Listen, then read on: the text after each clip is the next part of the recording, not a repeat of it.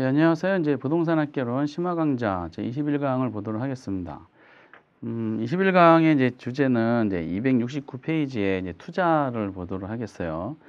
투자를 많이 공부를 해보고 계시는데, 테마가 이제 쭉쭉쭉쭉 등장합니다. 그 투자의 이제 의의가 개념이 나오죠. 그 의의 두 번째 줄을 보시면 돼요. 즉 이후에 줄 친 거 있죠.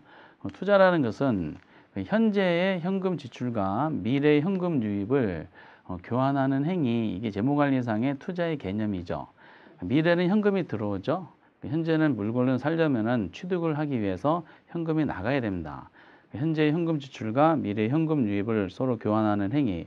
요 문구가 이제 끝까지 계속 이제 마지막에 마무리 질 때까지 그 개념을 계속 끌고 다녀야 됩니다.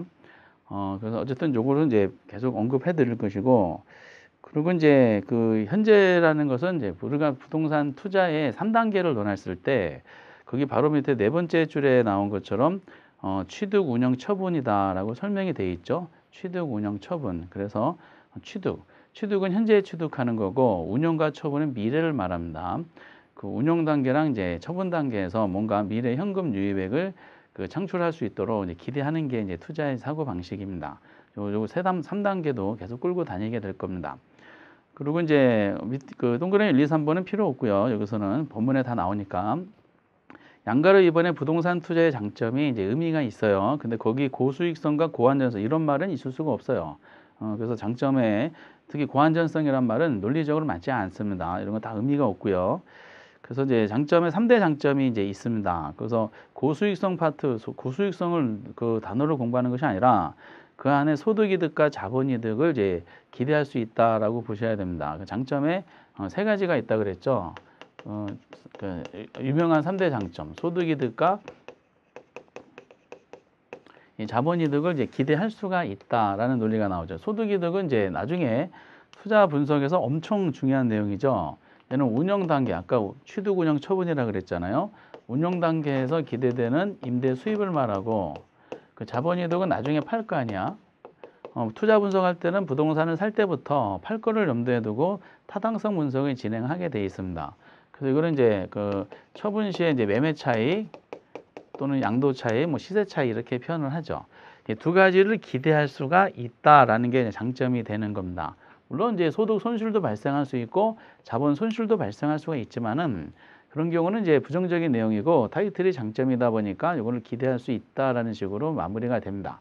근데 이거랑 관련되는 부동산 특성은 앞에서 우리가 무슨 특성? 영속성 때문이다라고 이제 논한 적이 있었어요. 이것은 이제 본문에서 엄청 중요한 내용으로 등장하게 될 겁니다. 특히 소득이득의 그 유명한 가이순존우라는 이제 그 현금 흐름이 나오죠. 그것이 나중에 논하고, 그리고 이제 절세 효과가 있습니다. 이 절세 효과 논리도 이거는 계산 문제로 떠요. 근데 이것도 나중에 소득이득에서 다 나오게 됩니다. 투자론 후반부에서 나오죠. 그래서 앞에서는 절세라는 것이 이제 합법적인 방법으로 세금을 절약하는 것을 우리가 절세 효과다라고 얘기를 하게 됐죠. 합법적인 방법으로. 그런데 이제 그 불법적인 것은 뭐 탈세겠지만은, 근데 우리 시험에서는 이제 그럼 합법적으로 부동산 투자했을 때 세금을 절약할 수 있는 효과, 즉 절세 효과의 그 구성 요소가 뭐가 있을까 했을 때 감가상각비란 말이 나옵니다. 그리고 이제 부동산을 취득을 할 때 부동산 가격이 세니까 자기 자본만 가지고 이제 투자하기가 좀 어렵죠. 타인 자본을 이제 이용해야 돼요. 그 타인 자본 은행 돈을 이용했을 때 대가를 이제 지급해야 되는데, 그 원금도 갚고 이제 이자도 나갈 텐데요. 그 중에서 원금 상환분은 고려되지 않고요. 이 절세 효과에서는 그 이자죠, 이자. 비용으로 처리되는 이자. 차입금에 대한 이자. 그래서 이제 앞에서는 절세 효과를 기대할 수가 있는데 뭐하고 뭐 감가상각비하고 차입금에 대한 이자, 요거를 절세 효과로 기대할 수 있는 구성 요소다라고 얼마 전에도 출제가 됐죠. 재작년인가 28회 때에. 어쨌든 이런 식으로 해가지고 이제 절세 효과를 두 번째로 보시고, 그리고 또 하나 그 유명한 지렛대 효과. 이 지렛대 효과는 이제 그 작년 29회 때 계산 문제로 떴어요. 주기적으로 나오는 이제 계산 문제인데, 계산 문제가 안 나온다 하더라도 지렛대 효과의 내용과 연관돼서 그 개념들이 본문에서 이제 많이 활용을 합니다. 전반적인 부동산 투자의 위험과 수익이라는 주제를 삼았을 때 지렛대 효과의 이제 지문들이 종종 출제를 하게 돼 있습니다. 지렛대 효과 지문은 이제 역사적인 이제 전설적인 지문이죠. 그래서 이제 이거 세금은 정의 지렛대 효과를 하는 건데 그냥 지렛대 효과라고 보시면 됩니다. 이거 말고도 이제 부수적으로 인플레 해칭이라든지 여러 가지 좋은 점을 집어넣으면 다 장점이 되는데 역시 우리가 강조하는 것은 이제 이렇게 세 가지가 되고 두 가지 절세 효과랑 이제 소득 자본이 기대하는 것은 투자론 후반부에서 나오고 지렛대 효과는 바로 건드립니다. 이렇게. 그래서 이제 이 정도가 장점이 있다라고 보시면 되겠고요. 그리고 그 다음에 270페이지의 그 단점은 보지 마세요. 단점은 각종 위험이기 때문에 이거는 의미가 전혀 없는 내용이고 오른쪽에 투자 결정 시 고려사항도 보지 마시라 그랬어요. 그리고 이제 우리가 논하는 것이 그 지렛대 효과에 대한 271페이지에 대한 내용이죠. 그 다음 페이지까지 보면 장황하게 막 설명이 됐는데, 그 특히 기출문제에 나온 거를 다 이제 그 몰아쳐서 이제 집어넣네요. 그래서 어쨌든 뭐 이제 이런 식으로 한번 보도록 하겠습니다. 지렛대 효과만 이제 따로 테마를 잡아보도록 하겠습니다. 271페이지 타이틀은 지렛대 효과. 영어로 낼 때는 이걸 레버리지 효과라 그러죠. 레버리지 이펙트에 그래서 레버리지 효과. 레버리지라고 적어드린 이유가 그 지렛대라고 수험서에 있었는데 한번 20m 중반인가 지문으로 낼 때 레버리지라고 냈어요. 그래서 레버리지가 뭔지 몰라서 틀렸다는 분을 오프라인에서 제가 봤어요. 그래서 보통 이제 교과서상에서는 지렛대 해놓고 영어로 레버리지 써주거든요. 근데 그 조금 이제 좀 안타까운 현장도 이제 봤습니다. 지렛대 효과는 이제 어차피 이거는 그 계산 구조를 연습하는 과정 중에 기본적인 거를 잠깐 논하면 지렛대 효과에 이제 개념이 있죠. 개념은 그 경영학적으로 그 지렛대 효과란 그 첫 번째 줄에 나온 거를 꼭 체크하시라 그랬어요. 기본적으로 타인 자본을 이용할 경우 여기 하나가 나오죠. 타인 자본을 이용하는 거야. 타인 자본이 저당이겠죠. 뒤집어 얘기하면은 타인 자본을 이용하지 않으면 지렛대 효과는 기대할 수가 없어요. 즉 100% 자기 자본을 투자할 땐 지렛대 효과는 나타나지 않는다 하면 맞는 설명이 되는 겁니다. 타인 자본을 이용할 경우에 또 다른 또 단어가 나오죠. 부채비율의 증감이. 이 말이 딱 나오죠. 부채비율의 증감. 부채비율이 올라가고 내려가고 이게 되게 중요한 내용이 될 겁니다. 그러면은 이제 여기서 이제 단어가 이제 부채비율이라는 단어가 등장했어요. 투자 분석을 이미 기본 강의 시간 때 많이 해봤습니다. 그래서 아신다는 가정하에서 이제 확인만 하는 겁니다. 이 부채 비율이라는 거를 알아야지 계산 문제 풀 때 그 답을 찾을 수 있게 출제원들이 문제를 구성을 해요. 그러니까 당연히 부채 비율은 역사적인 문제고 엄청나게 이제 많이 반복이 되니까 그렇습니다. 그런데 이 부채 비율은 결국 공식이 뭐죠? 부채 비율은 내 돈분의 남의 돈이죠. 지분 투자분의 자기 자본이죠. 타인 자본, 저당 투자. 요거를 우리가 뭐라 그런다? 부채 비율이다. 그러니까 자기 자본분의 타인 자본, 지분 투자분의 저당 투자, 지분 투자분의 이제 부채, 지분분의 부채. 뭐 이렇게 하는 거예요. 내 돈분의 남의 돈을 대부 비율이다라고 하는 거죠. 이 부채 비율의 증감이 어디에 미치는 효과? 세 번째 단어, 자기 자본 수익률. 자기 자본 수익률은 이제 자기 자본을 지분이라 그러죠. 자기 자본 수익률 또는 지분 수익률에 미쳐버리는 효과. 이걸 우리가 지렛대 효과다라는 내용으로 이제 연결이 됩니다. 그거 의의는 꼭 보시고요. 동그라미 1번도 똑같은 말이고, 동그라미 2번도 지금 같은 말이고, 그리고 이제 4번도 이제 자주 나왔던 거죠. 4번은 이제 지렛대 효과 한 예로 자주 등장하는 게 전세를 안고 주택을 구매하는 것도 지렛대 효과다라는 보편타당한 상식이 있어요. 전세를 안고 주택을 살 때 내 돈만 가지고 사는 게 아니라 전세금이라는 타인 자본을 이용해서 주택을 사는 경우도 지렛대 효과를 기대할 수가 있다라고 표현이 됩니다. 그리고 내 돈가림에 3번이 자주 나오죠. 정답으로 체크할 때. 내용상으로 이제 특징 중에 유명한 게 있는데 대부 비율이 증가한다 이렇게 나와요. 대부 비율이 증가하면은 그 지렛대 효과는 커져요. 효과는 커진다. 커지고 이렇게 이제 등장하죠. 지렛대 효과가 이제 커진다 했을 때 두 가지 의미가 있어요. 대부 비율이 증가하면은 이게 지렛대가 긍정적으로 커질 수도 있고 부정적으로 커질 수도 있어요. 물론 대출 받고 투자하는 사람은 전부 다 지렛대 효과가 긍정적으로 커질 걸 기대하겠지만은 이게 이제 부정적으로 커질 수 있는 가능성도 있습니다.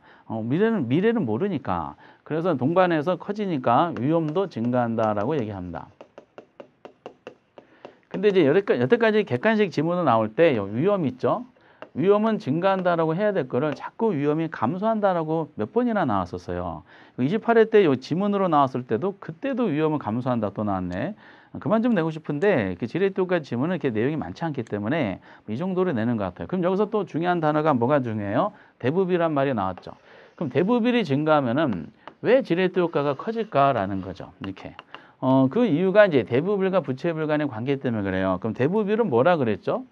이게 이제 LTV다라고 이제 본문에서 논했었어요. LTV라는 대부비율은 이유 여하를 불문하고 무조건 우리 중개사 시험에 언급을 합니다. 대부비율이 여러 군데 나온다 그랬습니다. 투자 뒤에서 또 논하겠지만은 수요 공급이라든지 정책론이라든지 아니면 이제 투자론에서 지렛대 효과, 나중에 투자 분석, 그리고 금융론이라든지 나중에 감정평가까지 끊임없이 이제 대부비를 활용해 가지고 어떤 주제를 연결시키는 내용들이 출제를 해요. 그래서 이게 이제 피할 수는 없는 주제인 것 같아. 그럼 대부비율이 이제 우리가 실무적으로도 많이 언론에 나오는데 대부분 론투 밸류잖아요. 론이 융자액이고 투가 뭐뭐에 대한이고 밸류가 가치죠. 근데 이게 부동산 가치죠. 그래서 부동산을 은행에 담보를 제공해서 대출을 얼마 받을 수 있느냐라는 그 기준이 LTV다 해놓고 우리가 앞에서 그 대출을 최대로 받을 수 있는 금액을 결정할 때 LTV하고 부채감당료 DCR 그리고 LTV하고 DTI를 활용해서 대출 받을 수 있는 금액을 계산하는 걸 연습했었어요. 얘는 결과적으로 이제 총투자입니다. 부동산 가치가 총투자니까 저당 투자가 차지하는 비율이 됩니다. 그럼 우리가 이제 대부비율하고 부채비율은 무슨 관계 있어요? 비례 관계가 있죠. 왜냐? 대부비율이 어디 들어가냐면 대부비율이 요 저당비율 여기 들어가기 때문에 그래요. 그러니까 대부비율이 커지면은 저당비율, 저당 투자 비율이 커지기 때문에 부채비율도 커지게 되는 겁니다. 그래서 이제 우리가 잠깐 이제 확연학습 들어갑니다. 대부비율하고 이제 그 부채비율 간의 관계에 대해서 뒤에도 연결이 되겠지만은 대부비율이 20%라고 줬을 때 우리는 부채비율이 몇 %냐라고 물어보잖아요. 그러면 대부비율이 20%가 나오면은 우리가 부채비율이 내 돈분의 남의 돈이잖아. 그 대부비율이 이제 남의 돈 비율 위에 분자에 들어가기 때문에 내 돈하고 남의 돈 합치면은 백분율로 100%가 됩니다. 그럼 대부비율이 만약에 20%다. 그럼 내 돈 비율은 몇 %야? 100이 되기 부족한 숫자로 80%가 되잖아. 이게 나오는 순간에 여기 대시 쳐서 나누기 80%. 요 부분은 뭐냐면 지분 비율입니다. 내 돈이 차지하는 비율. 그럼 20을 80 나누면 0.25니까 얘는 25%가 나오죠. 대부비율이 50%다. 그럼 부채비율은 몇 프로냐 하면은 역시 똑같은 논리라 그랬어요. 대부비율이 50%면 내 돈도 몇 프로냐? 내 돈도 50이니까 바로 내 돈으로 나눈 결과가 뭐다? 부채비율이야. 이것도 100%가 되겠지. 대부비율이 80%다. 이게 나오는 순간에 내 돈 비율은 몇 프로야? 내 돈 비율은 20%가 되겠지. 그럼 80을 20 나누면 4잖아. 100분율로 하면 이게 400%가 된다. 더 할 필요도 없죠. 대부비율이 20, 50, 80으로 증가하면 부채비율도 25, 100, 400으로 증가하는 게 확인할 수 있기 때문에 대부비율이 증가하면 부채비율도 이제 증가하게 되어 있어요. 그러면은 대부비율이 증가했을 때 왜 지렛대 효과 크기가 커지냐? 부채비율이 커지기 때문에 그래요. 부채비율이 커지니까 결과적으로 자기 자본에 미치는 효과가 커지면서 지렛대 효과가 커지더라라는 거야. 근데 이게 부정적으로 결과가 나타나면 이게 마이너스로도 엄청 커져요. 그러니까 위험이 증가한다는 말도 연결이 되는 겁니다. 이렇게 이제 연결이 대부 비율에 대한 사고 방식이 동그라미 3번이야. 3번은 이제 꼭 알고 계셔야 되고요. 그리고 이제 그다음 페이지에 보면은 272페이지에 이제 그 지렛대 효과의 이제 종류가 등장을 하죠. 이 종류가 이제 세 가지가 있어요. 정해 지렛대 효과가 있습니다. 이거 긍정적 지렛대 효과다라고 얘기합니다. 근데 박스 안에 있는 것처럼 정인지 분지를 판단하려면은 그 구조적인 내용으로 이제 활용하시면 되실 것 같아요. 또 점이 이제 세 번째 점에 나온 거 가지고 연습하시면 됩니다. 이게 자기자본 수익률. 너무 기니까 지분 수익률 해볼게요. 자기자본 수익률하고 이제 종합 수익률 또는 총투자 수익률은 이제 명시가 됩니다. 자기자본 수익률, 종합 수익률. 그러면은 이제 이게 여기서 종합 수익이란 말은 어떤 뜻이냐면은 이렇게 이해하시면 돼요. 100% 다 내 돈으로 투자했어. 그러면 부동산에서 나온 수익은 전부 내 거잖아. 그럼 여기 종합수익이란 말은 대출을 안 끼고 100% 자기 자본까지 투자했을 때 자기 자본 수익률 개념과 똑같은 겁니다. 그럼 여기서 말하는 지분 수익률은 대출을 꼈을 때의 자기 자본 수익률이야. 그러면 결국 이 두 가지 있죠? 지분 수익률하고 종합 수익률. 이 두 가지 차이가 뭐가 되냐면은 지렛대 효과의 크기가 나옵니다. 그 대출 꼈을 때, 안 꼈을 때 그 차이가 이제 여기서 등장하게 돼. 지렛대 효과 크기가 이렇게. 그리고 이제 지렛대 역할하는 게 있어야 되잖아요. 지렛대라는 도구 역할하는 게 그게 뭐냐? 남의 돈이 지렛대 역할하는 거야. 그래서 제일 오른쪽 칸에 저당 수익률, 즉 대출 이자율 또는 타인 자본 수익률을 표시합니다. 대부분 이제 대출 이자율로 내더라고요. 대출 이자율, 타인 자본 수익률, 저당 수익률. 그러면은 이 종합 수익률하고 저당 수익률 있죠? 이 두 개를 비교하는 거야. 이 두 가지가 비교되면 저 지렛대 효과의 종류가 나옵니다. 그래서 이제 종류가 나오는데 종합이 저당보다 크대. 저당 이자율보다. 그럼 얘가 얘보다 크니까 플러스 숫자가 나오잖아. 그래서 정의 지렛대가 되고요. 그리고 얘는 반드시 종합이 저당보다 크면은 반드시 지분도 저당보다 커지게 되는 겁니다. 얼마가 커지는지는 이제 이런 부채비율 가지고 논하는 건 별도의 논리고, 그리고 이제 그럼 부의 지렛대 효과는 반대로 생각하시면 되죠. 부의 지렛대 효과는 지분 수익률, 종합 수익률, 저당 수익률 해놓고 부동호가 이렇게 됩니다. 그리고 이제 세 번째 중립적 지렛대 효과. 이건 대출 끼워도 이제 그 타인 자본 효과가 나타나지 않는 거죠. 얘는 지분 수익률, 종합 수익률, 저당 수익률 해놓고 얘네들이 무슨 관계? 이퀄 관계다라고 하는 거죠. 그 현실적으로 우리 시험에서는 객관식 지문에 대한 논리를 보다 보면은 기본적으로 지렛대 효과에 대한 이제 내용들이 요거에 대한 해석으로 많이 내요. 이 부분은 해석. 물론 이제 지문 중에 이 개념하고 그리고 이제 이 부분 위험이 증가한다. 요것도 이제 특히 많이 나오지만은 내용적으로도 이 부분이 이제 그 많이 구성할 수밖에 없어요. 요거는 지문 하나짜리일 거 아니에요. 이렇게 나머지 보기는 이런 데서 차지하게 되는 것이 일반적인 모습이다라는 식으로 하셔야 됩니다. 그럴 때 이제 엄청 중요한 이제 공식이 있어요. 공식이라보다는 지렛대 효과를 푸는 데 있어서 구조가 됩니다. 이게 이제 273페이지에 그 방가로 4번에 자기자본 수익률에 대한 논리가 거기 구성 요소로 나와 있습니다. 이거는 앞으로 활용도가 되게 높다는 거를 문제를 푸시다 보면 느껴지실 거예요. 그러니까 자기 자본 수익률을 구하는 게 이제 목적이라 봤을 때, 자기 자본 수익률은 이제 종합 수익률을 기본으로 합니다. 여기서 말하는 종합 수익률은 아까도 말씀드렸듯이 대출을 안 꼈을 때에 내가 가져가는 몫이잖아. 그러면 대출을 안 꼈으면은 지분 수익률하고 종합 수익률은 같을 수밖에 없어요. 근데 대출을 끼는 사람들은 뭔가 내 돈 가지고 하는 것보다 좀 긍정적인 걸 기대할 거 아니야. 긍정적인 걸 기대한다. 그래서 이게 플러스로 잡고요. 그럼 가로를 쳐야 돼. 가로 치면 전체 종합 수익률에다가 저당 수익률을 빼는 거야. 대출 이자를 빼는 거죠. 그러면 이제 종합에다가 저당을 뺀다는 의미는 방금 요거하고 요거죠. 저당 수익률에서 저당 수익률을 뺀다는 것은 이 두 가지를 비교한다는 거죠. 이걸 통해서 뭐가 나온다고요? 종류가 나온다 그랬어요. 상식적으로도 가로예요, 가로. 모든 건 가로부터 먼저 계산해야 되죠. 종합 수익률이 10%인데 저당 수익률이 만약에 7%다. 빼면은 얘는 플러스 값이 나오잖아. 그렇죠? 3% 플러스 값이 나오니까 그럼 당연히 종합이 저당보다 크네. 이거는 결과를 확인할 필요 없이 정해지랬구나 라고 이제 우리가 느낌이 오는 겁니다. 근데 만약에 이게 10%인데 이것도 만약에 10%다. 그럼 종합과 저당이 동일하잖아. 그럼 빼면 10에서 10 빼면 0이 나오잖아요. 이거를 뭐다? 중립이다라고 얘기하게 되고요. 종합이 10%인데 저당이 만약에 12%야.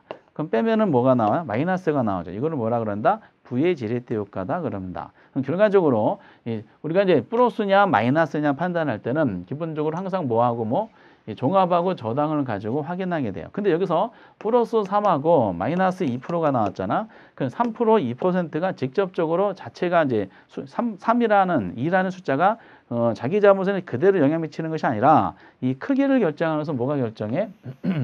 곱하기 부채 비율이 결정하게 됩니다. 공식이 이렇게 돼 있죠. 부채 비율이야. 그래서 여기서 개념이 등장하죠. 지렛대 효과란 무슨 비율이 이 부채 비율의 증감이 어디에 미쳐버린 효과? 자기 자본 수익에 미쳐버린 효과다라고 설명이 되어 있는 거죠. 그 대부분이 커지면은 지렛대가 커지는 것이 부채 비율이 이게 커지기 때문에 그래. 그래서 결국 가로에다가 곱하기 부채 비율을 한 것이 이게 지렛대 효과의 크기가 되고요. 그러면은 결국 자기 자본 수익률은 종합 더하기 가로 내용이 되잖아.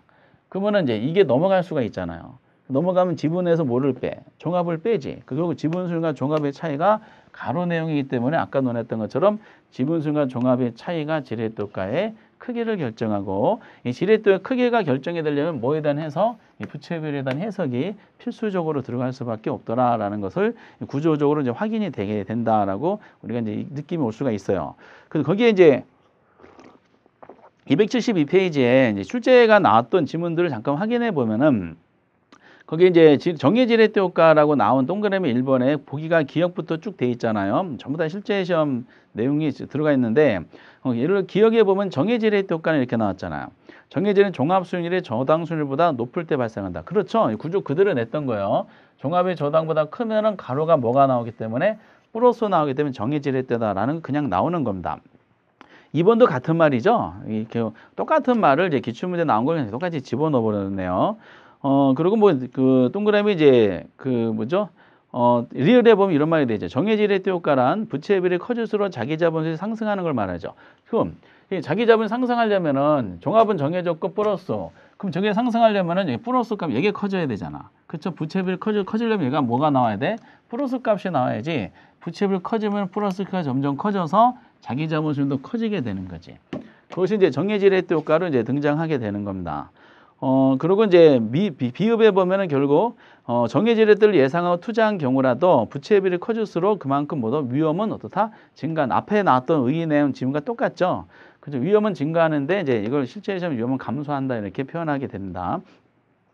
그리고 이제 거기 동그라미 부의 지렛대 효과 보면은 니은번에 부의 지렛대 효과란 부채 비율이 커질수록 자기 자본 하락한다. 뭐 당연한 말이죠. 이게 자기 자본 하락하려면은 결과적으로 이 숫자가 마이너스가 나와야 돼. 마이너스 나온 거를 여기다 더하고 종합 부채율이 커질수록 마이너스가 커지니까 자기 자본수익이 낮아지게 되는 거지. 자기 자본수익이 낮아지면 결과적으로 지분 수익률이 종합보다 작아지는 이런 결과가 나타나게 되는 겁니다. 그리고 이제 밑에 중립적 지렛대 효과 보면 니은번만 보시면 되죠. 니은번에 중립적 지렛대 효과는 부채율이 변한다 하더라도 자기 자본이 변하지 않는 경우를 말한다. 뭐 당연한 말이겠죠. 왜 부채비율이 변하더라도 중립적 지렛대 효과는 왜 자기 자본수익이 변하지 않을까? 요 가로가 뭐가 나왔기 때문에 0이 나왔기 때문에 이게 종합하고 저당이 만약에 똑같다. 그럼 0이 나오잖아요. 0에다 뭐를 곱하든 자체는 뭐가 나와요?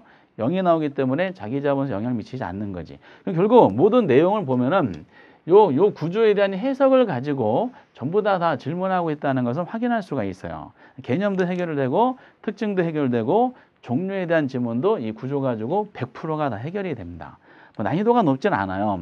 그래서 이거를 이제 문제를 만들다 보면 결국 어느 출제원은 같은 지문이 계속 반복적으로 나올 수밖에 없어요. 그래서 어떤 분위기 전환으로 시험 형식으로 이제 뭘 만들었냐면은 계산 문제를 만들기 시작했어요. 네, 계산 문제 형식은 두 가지 형식이 있습니다. 나중에 여러분들은 서대술 교수님이 계산 문제 특강 하실 때 지렛대 효과를 두 가지 형식으로 준비를 하실 겁니다. 수익률로 물어보는 거하고 수익금으로. 이게 29회 때 출제가 됐다 하더라도 지렛대 효과는 투자론에서 그나마 풀 수 있는 몇 안 되는 계산 문제 구조이기 때문에 잘 연습을 하시고 우리 역사적이 보면은 지렛대 효과가 연타소로 출제된 적도 있어요. 그리고 이제 지렛대 효과를 명확하게 이해하시려면은 지문도 해결하고 개념도 해결하려면은 계산으로 이해하시는 게 가장 좋습니다.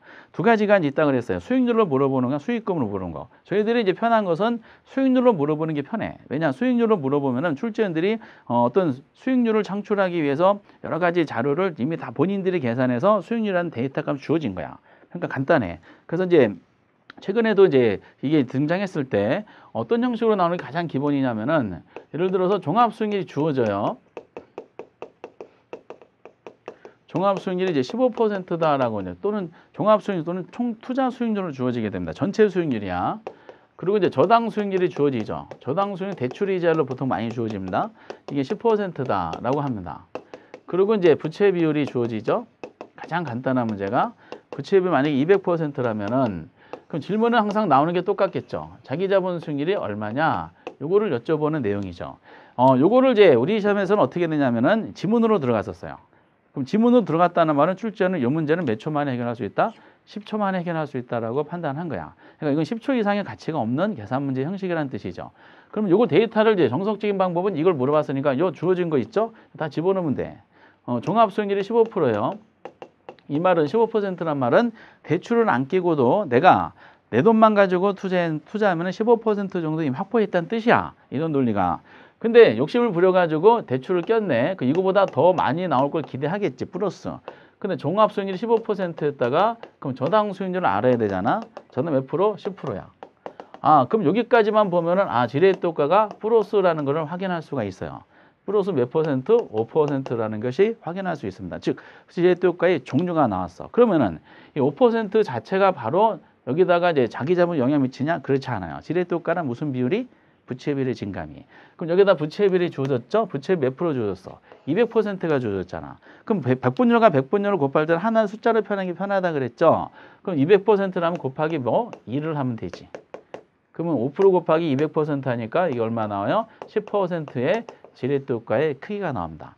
그러면 내 돈만 가지고 투자하면 15%인데 은행 돈을 꼈더니 10%라는 효과 크기만큼 더 가져간 거죠. 그럼 몇 퍼센트가 나온다? 25%가 보자마자 나오게 됩니다. 이렇게. 확보된 것은 여기고 여기서 빼면은 5%고 곱하면은 10%고 더하니까 25%. 그래서 이 정도 수준은 10초도 안 걸리는 문제다라고 출제원들이 다 똑같이 생각하게 돼 있어요. 근데 이거를 이제 빨리 푸냐면은 결국 이 모든 구조가 여기죠, 이거.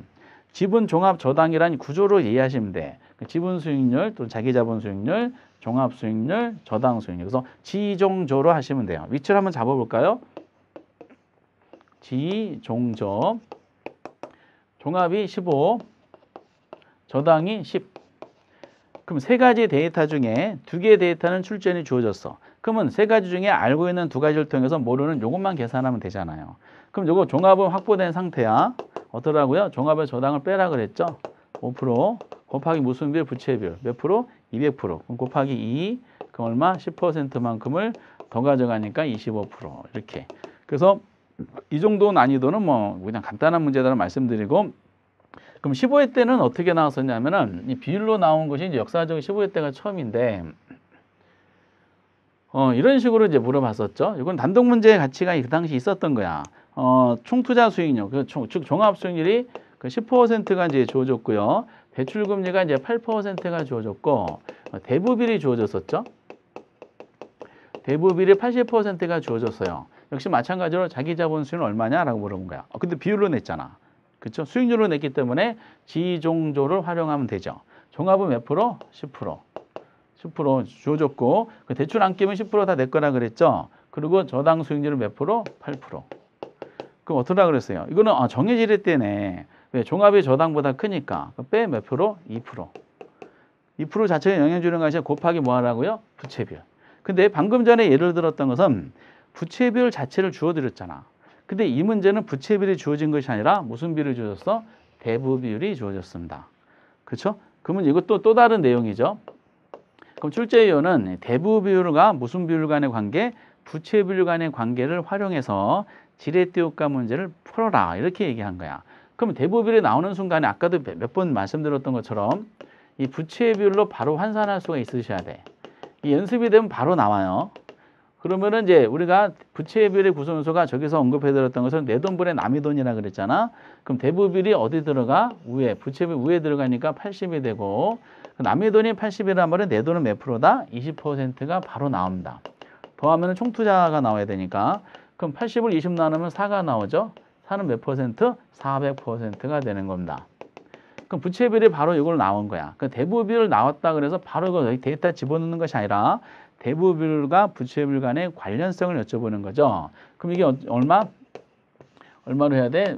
부채비율이 4가 나왔으니까 곱하면 얼마? 8%.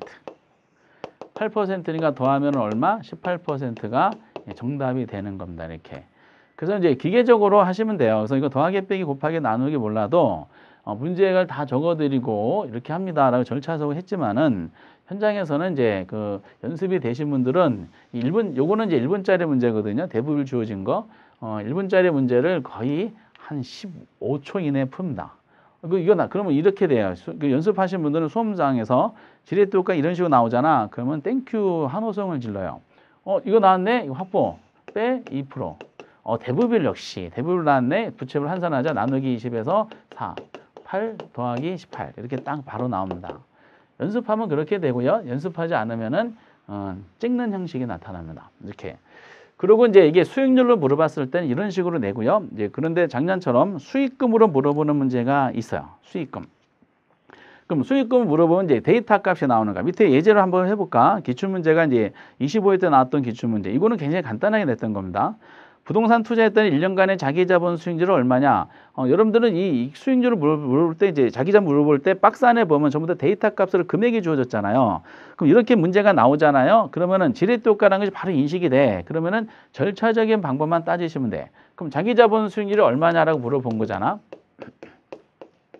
그 머릿속에 자기 자본수의 공식을 알고 계셔야 됩니다. 밑에 해설이 잘못된 겁니다. 해설이라기보다는 공식 자체가 이제 지금 조금 이상하게 돼 있어요. 근데 어쨌든 자기 자본 수익률을 이렇게 구할 때는요, 수익률이라는 말하고 수익이란 말은 다른 개념이죠. 수익은 절대적인 이제 금액이고 수익률은 상대적인 비율이야. 대신에 수익률을 구하려면 수익을 알아야 돼. 그래서 수익을 뭘로? 투자액으로 나눈 값이 뭐다? 수익률이 되는 겁니다. 그럼 어떤 수익하고 어떤 투자액을 대입하냐에 따라서 여러 가지 형태의 수익률의 종류가 나오겠지만은 여기다가 자기 자본 수익이라고 나왔죠. 그럼 이걸 자기 자본 수익 위에다 집어넣으면 되고요. 그리고 이제 무슨 투자가 여기 들어가야 돼? 여기 자기 자본 수익이니까 여기는 당연히 무슨 투자? 지분 투자가 들어가야 되지. 그렇죠? 이게 원래는 여기 지분 투자액 대비 지분 수익이 차지하는 비율 이런 의미야. 그래서 지분 투자를 밑에다 깔아 놓으셔야 돼. 구조가 2번 이렇게 됐다는 거야. 그러면은 이 구조를 펼쳐보면 어떻게 되냐면은 지분 수익은 투자하고자 한 부동산으로부터 내 몫이잖아. 내 몫이면 여기다가 이제 전체 이 부동산에서 기대되는 전체 종합 수익을 이제 잡고요. 전체 종합 수익에서 누굴 걸 빼줘야 돼? 저당 몫을 빼줘야 되잖아. 그렇죠? 뺀 다음에 뭐다? 내가 투자한 돈을 나누면 같은 결과가 나타나는데 여기서 이제 지레이트 효과를 관건이 뭐냐면은 이 종합 수익이야. 이 종합수익을 얼마나 빨리 구하느냐, 빨리 판단하느냐, 그리고 출제원들이 종합수익 자료를 다 주어주느냐, 안 주어주느냐라는 어떤 운과 본인의 이제 판단 능력이 이제 결합해서 스피드 있게 풀어야 됩니다. 그럼 여기서 종합수익이라고 표현할 때 우리가 부동산 투자를 통해서 기대되는 수익이 몇 개 있었어요? 두 가지 있었잖아. 뭐하고 뭐? 운영단계 임대소득인 소득이득하고 처분시의 자본이득인 이렇게 두 가지가 이제 우리가 기대할 수 있다 그랬죠? 소득이득과 자본이득인데 보통 소득이득 자료는 이게 순영업소득이 주어져. 여기는 총투자 개념이니까. 그리고 자본이득에 대한 논리는 이제 사고 팔면 남기는 차익이잖아요. 그래서 보통 우리 시험에서는 가격 상승률이 주어지게 됩니다. 그래서 두 가지를 다 주어지는 경우도 있고 한쪽만 주어지는 경우도 있어요. 그러니까 우리가 종합수익 두 가지로 구성됐다는 것을 이미 장점을 통해서 확인했고 본문에서도 여러 가지 논합니다. 그러면 이런 식으로 머릿속에 이 구조가 이미 들어가 있어. 들어가 있다는 것을 가정한다. 출제원들은 들어가 있으면은 자료를 바로 찾으면은 지렛대로 인식이 되면은 바로 뭐부터 판단하냐면 수익 자료부터 판단해야 돼.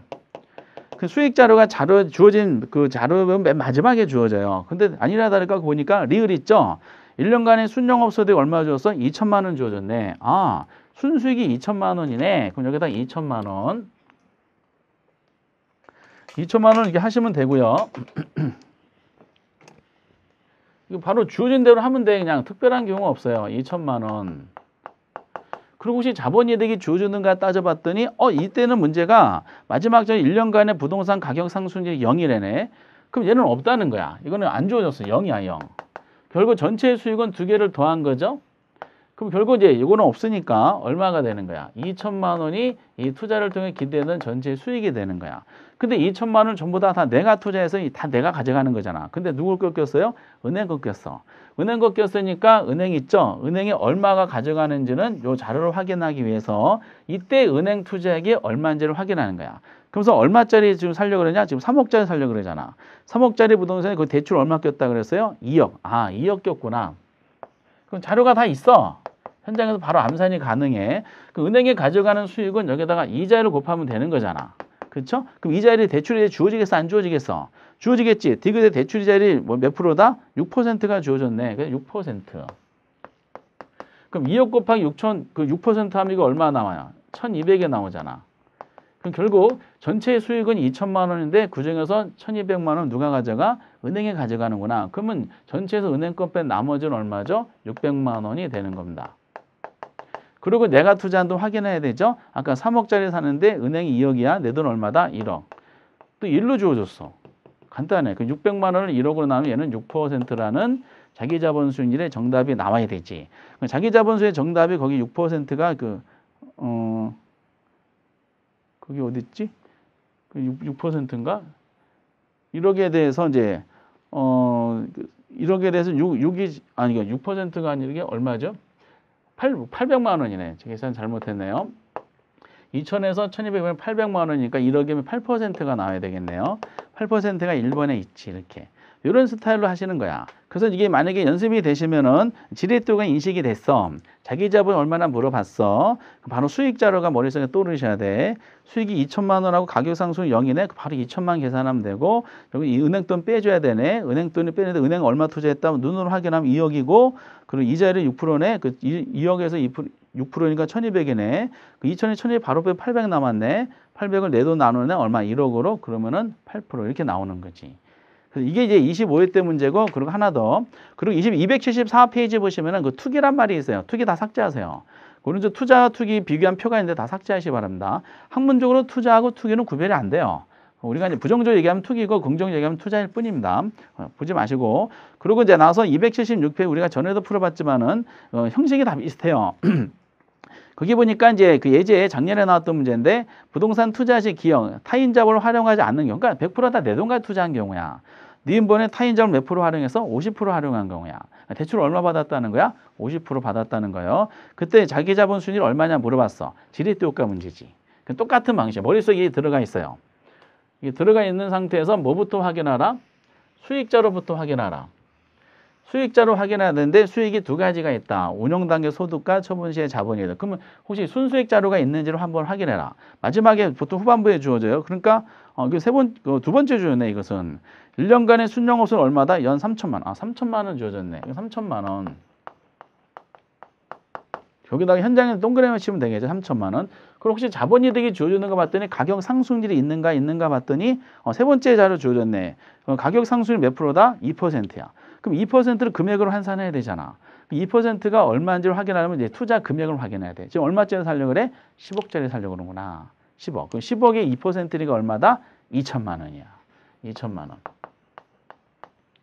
그럼 이것이 이제 그 3천 주어졌고 그 10억에 2천만 원이 그 2%가 2천만 원 확인되는 순간에 얼마가 나왔어요? 5천만 원이야. 근데 만약에 이제 기억은 아까 뭐라고 돼 있냐? 100% 다 내 돈 가지고 투자하는 경우잖아. 그럼 5천만 원에서 내 거잖아. 그럼 총 투자액이 얼마에서? 10억이잖아요. 10억 원을 전부 다 내 돈 가지고 투자했다? 그럼 5천을 10억 나누면 5%가 나오는 거야. 이거는 그냥 기억은 그냥 주어진 자료예요. 그래서 기억 5%에서 두 개가 주어질 수밖에 없어. 3번하고 4번 둘 중에 하나죠. 근데 대출을 50% 꼈네. 그러면 대출 끼면은 5천만 원 전부 내가 가져간 게 아니잖아. 그러면 이제 은행 몫을 빼줘야 된다 그랬지. 대부비를 몇 프로였었어? 50%였었어. 얼마짜리 살려 그래? 10억짜리 살려 그러지. 그럼 대출 얼마야? 5억이야. 바로 그냥 암산이 가능해요. 그리고 수익을 알려면 은행 이자율이 주어질 거 아니야. 이자를 안 주어지면 문제 성립이 안 되니까. 이자율이 지금 몇 퍼센트 마지막 자리 주어졌다? 4% 주어졌네. 그럼 여기다가 4% 하면 얼마야? 5억에 4%는 2천만 원이잖아요. 50% 대출 끼면은 이 부동산에서 기대되는 수익이 총 5천만 원인데 내가 다 가져가는 것이 아니라 5천 중에 은행이 3천만 원 가져가는구나. 그럼 내 돈은 나는 얼마 가져가는 거야? 2천만 원 가져가니까 내 돈은 3천만 원은 내가 가져가는 거지. 근데 자기 자본 순이니까 3천만 원을 내가 투자한 돈. 대부분이 50%면 내 돈도 얼마 투자했다는 거야. 나도 50%, 5억을 나누면 되죠. 이건 몇 프로다? 6%가 나오게 되는 겁니다. 이렇게. 그래서 이제 하나씩 짚어보는 과정 중 했지만은 결국 이 구조에다가 출제원들이 주어진 데이터를 이렇게 입력만 하면 돼. 물론 방금 이 문제도 지종조 아까 이거 해서 지종조 방법으로 할 수도 있어요.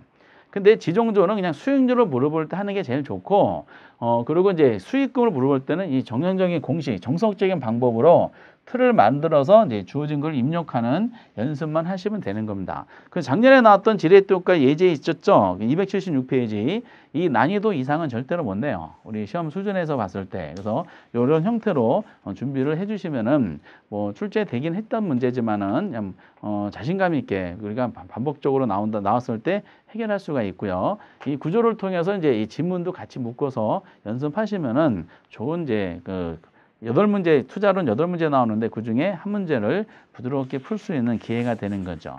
시간도 절약하면서.